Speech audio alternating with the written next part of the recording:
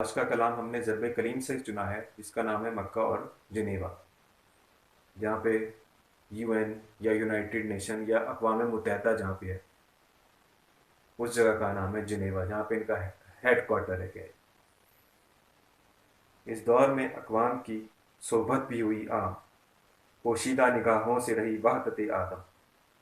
کہتے ہیں اس دور میں اقوام کی صحبت بھی ہوئی عام، یعنی جو اقوام متحدہ میں ساری جو قومیں ان کے جو لیڈران ہیں مل کے بیٹھتے ہیں، کہتے ہیں وہ صحبت تو عام ہو گئی، پوشیدہ نگاہوں سے رہی وحدت آدم۔ پر جو وحدت آدم یعنی آدم کا یعنی انسانوں کا ایک ہونا، انسانیت کا ایک ہونا، کہتے ہیں وہ چیز نا پوشیدہ رہ گئی نگاہوں۔ ظاہری طور پر تو سارے مل بیٹھتے ہیں ایک ساتھ۔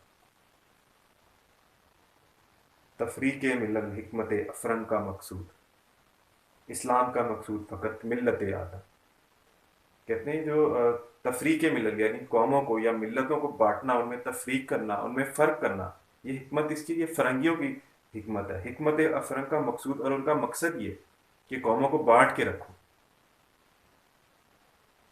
تو کہتے ہیں ان کا اصل مقصد یہ ہے، جس طرح انہوں نے کیا کیا جب یہ ایک سلطنت عثمانیہ تھی تو انہوں نے اس خلافت کو ختم کروایا، اور جو سعودیہ کے بادشاہ ہیں ان سے انہوں نے ڈیل کر لی۔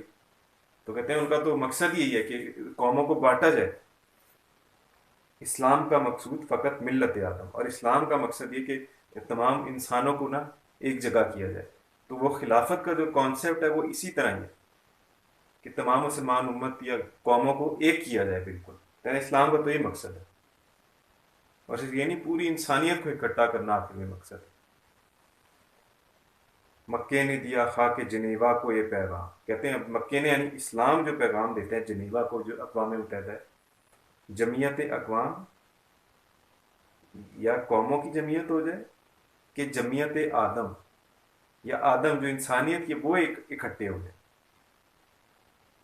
کیونکہ اسلام میں تو خلافت کا نظام ہے، وہ تو یہی چاہتے ہیں کہ بھائی اکٹھے ہو جائیں سارے جو ہیں۔ اصل جو مقصد ہے انسانوں کو ایک کرنا ہے اسلام کا، اسی وجہ سے وہ خلافت کا نظام ہے۔